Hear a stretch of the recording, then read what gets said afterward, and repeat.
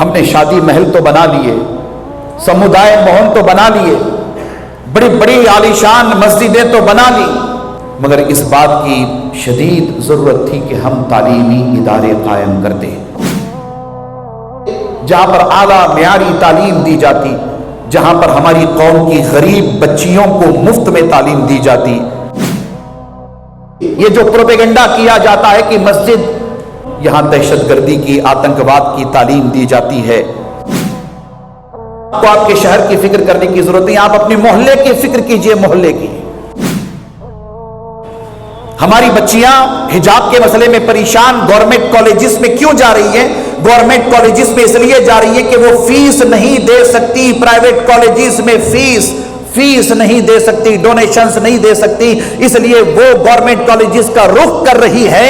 آج ہم آپ یہاں بیٹھ کر عہد کریں کہ ہم ملت اسلامیہ کی تمام بیٹیاں جو اس وقت فیس نہیں دے سکتی، ہم ان کی ذمہ داری لے کر مسجد کے ذریعہ ایسی بیٹیوں کی ہم فیس ادا کریں گے اور انہیں ہر طرح کی ذلت اور رسوائی سے بچانے کی کوشش کریں گے۔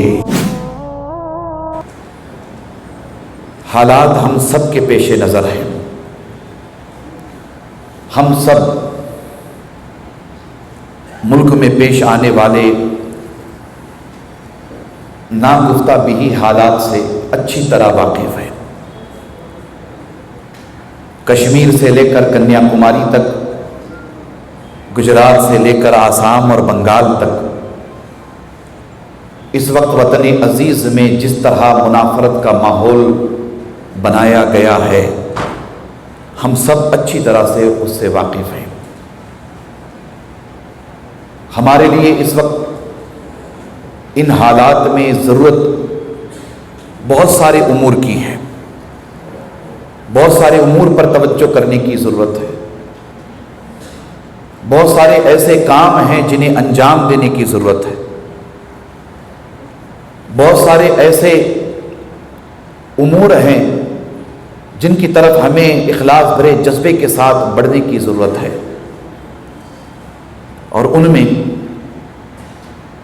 آج کا یہ اجلاس اور اس اجلاس سے دیا جانے والا پیغام کہ ہمیں مسجد کو مرکز بنا کر ملت اسلامیہ کی، وطن عزیز کی خدمات انجام دینا ہے۔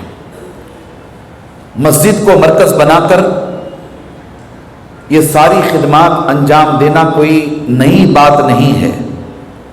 اگر ہم قرآن مجید کا مطالعہ کریں، احادیث کا مطالعہ کریں، حضور علیہ السلام کی سیرت پاک کو پڑھیں، تو حضور نبی اکرم صلی اللہ تعالیٰ علیہ وآلہ وسلم نے مسجد نبوی کو مرکز بنا کر کس طرح سے نہ صرف مسلمانوں کی بلکہ عالم انسانیت کی خدمات انجام دی ہیں۔ مسجد نبوی جہاں عبادت کی جاتی تھی، وہیں مسجد نبوی ایک مدرسہ بھی تھا، مسجد نبوی ایک عدالت بھی تھی، مسجد نبوی دعوت و تبلیغ کا مرکز بھی تھا، اور مسجد نبوی وہ عظیم سینٹر تھا جہاں سے انسانیت کی خدمات انجام دی جاتی تھی۔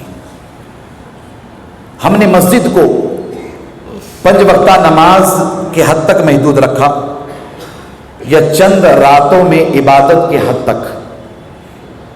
ہماری یہ ذمہ داری ہونی چاہیے کہ ہم کم از کم حالات حاضرہ کے تناظر میں 2022 ہے، مارچ کا مہینہ ہے، زیادہ آپ کو بتانے کی ضرورت نہیں ہے، کم از کم ہم آج بیدار ہو جائیں، اب بیدار ہو جائیں اور مسجد کو مرکز بنا کر مسلمانوں کی تعلیمی پسماندگی کو دور کرنے کی سب سے پہلی فکر کریں۔ کتنے افسوس کی بات ہے کہ ساچار کمیٹی رپورٹ جو ہمارے اپنے سامنے ہے، ملک کے سابق وزیر اعظم نے بہت بڑے پیمانے پر مسلمانوں کی تعلیمی اور اقتصادی حالات پر تحقیق کروائی تھی۔ اس رپورٹ کو ہم اپنے پیش نظر رکھیں، جس میں یہ کہا گیا ہے کہ ہندوستان کا مسلمان تعلیمی اعتبار سے، اقتصادی اعتبار سے شیڈول کاسٹ اور شیڈول ٹرائب سے بھی زیادہ پسماندہ ہے۔ ہمارے حالات دلتوں سے بھی زیادہ پسماندہ ہیں۔ آپ توجہ کریں کہ ایک دور وہ تھا کہ حضور نبی اکرم صلی اللہ تعالیٰ علیہ وسلم نے زکوٰۃ دینے کا نظام امت کو عطا فرمایا. ابتداءً زکوٰۃ لینے والے بہت زیادہ تھے، زکوٰۃ دینے والے بہت کم تھے، مگر اخلاص بھرے جذبے کے ساتھ اللہ اور اس کے رسول کے احکامات پر عمل شروع ہوا تو دیکھتے دیکھتے حضرت صدیق اکبر کے دور میں کامیابی کامرانی کی طرف عالم اسلام بڑھتا رہا. حضرت فاروق اعظم کا عظیم دور آیا. حضرت فاروق اعظم کے عظیم دور میں مسلمانوں کے تعلیمی اور اقتصادی حالات، فائنینشل کنڈیشن اس قدر بدل گئی کہ فاروق اعظم کے دور میں سارے مسلمان زکوٰۃ دینے کی پوزیشن میں آ گئے، زکوٰۃ لینے والا کوئی نہیں تھا. ہمیں اس طرف خصوصی طور پر توجہ کرنے کی ضرورت ہے. ہم مسجد کو مرکز بنا کر مسلمانوں کی تعلیمی پسماندگی کو دور کر سکتے ہیں. میں بہت ہی معذرت کے ساتھ عرض کروں گا کہ مسجد کو ہم نے مکتب کے حد تک محدود رکھا، ہم نے مسجد کو مدرسے کے حد تک محدود رکھا کہ یہاں صرف قرآن کی تعلیم ہوگی، یہاں صرف حدیث کی تعلیم ہوگی. ہم نے کبھی پلٹ کر کے دنیا کے شانہ بشانہ کھڑے ہونے کی کوشش نہیں کی. کبھی ہم پلٹ کر کے دنیا کی تیز رفتار کے ساتھ آگے بڑھنے کی کوشش نہیں کی. ہم نے آزادی ہند کے بعد اوقافی پراپرٹیز کا صحیح استعمال کرنے کی طرف توجہ نہیں کی. ہم نے شادی محل تو بنا لیے، سمودائے بھون تو بنا لیے، بڑی بڑی عالیشان مسجدیں تو بنا لی. چلیے ایک حد تک اس کی ضرورت ہے، ہم اس ضرورت کو محسوس کرتے ہیں، مگر اس بات کی شدید ضرورت تھی کہ ہم تعلیمی ادارے قائم کرتے، ہم ایجوکیشنل انسٹیٹیوشنز قائم کرتے. ہمارے خود کے ادارے ایسے ہوتے جہاں پر اعلیٰ معیاری تعلیم دی جاتی، جہاں پر ہماری قوم کی غریب بچیوں کو مفت میں تعلیم دی جاتی. آج حجاب کے مسئلے میں ہمیں اس قدر پریشانی کا منہ نہ دیکھنا پڑتا. یہ علماء کرام بیٹھے ہوئے ہیں، دن رات پریشان رہتے ہیں. یہ اکابرین امت بیٹھے ہوئے ہیں، ملت کے مسائل کو لے کر دن رات حیران رہتے ہیں. آج ہمیں اس قدر پریشان ہونے کی ضرورت نہ پڑتی. میں بہت ہی معذرت کے ساتھ عرض کر رہا ہوں، ہمیں اس طرف توجہ کرنے کی شدید ضرورت ہے. مسجد کو مرکز بنا کر ہم عہد کر کے اٹھے کہ ہم تعلیمی میدان میں آگے بڑھیں گے، اقتصادی امور میں آگے بڑھیں گے، صحت کے امور میں آگے بڑھیں گے.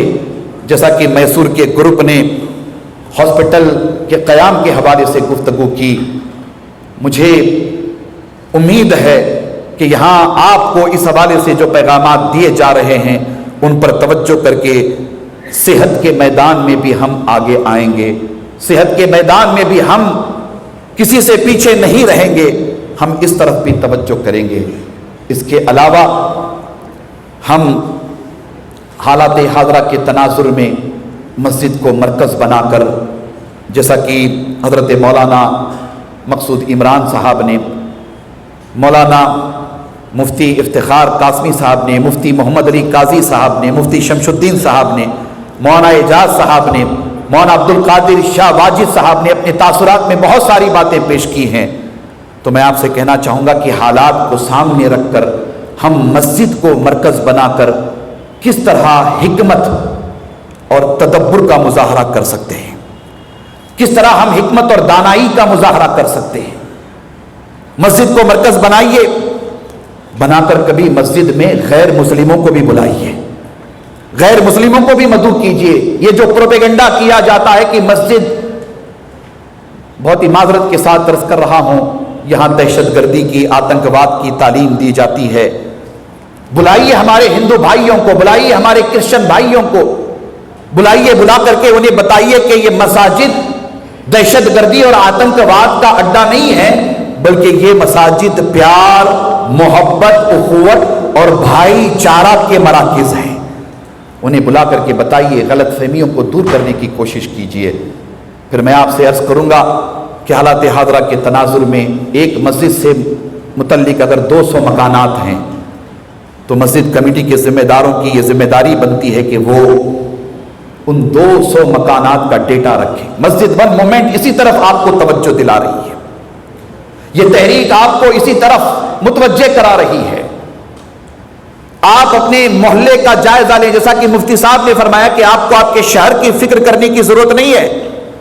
جی آپ کو آپ کے شہر کی فکر کرنے کی ضرورت نہیں، آپ اپنے محلے کی فکر کیجئے، محلے کی پورا ڈیٹا کلیکٹ کیجئے، اس میں کتنے امیر ہیں، کتنے غریب ہیں، کتنے پسماندہ ہیں، کتنے پڑھے لکھے ہیں، کتنے ان پڑھ ہیں، آپ کو معلوم ہونا چاہیے۔ جیسا کہ رپورٹ میں پیش کیا گیا، اللہ اکبر، 25% بھیک مانگنے والوں میں اس ملک میں مسلمان شامل ہیں۔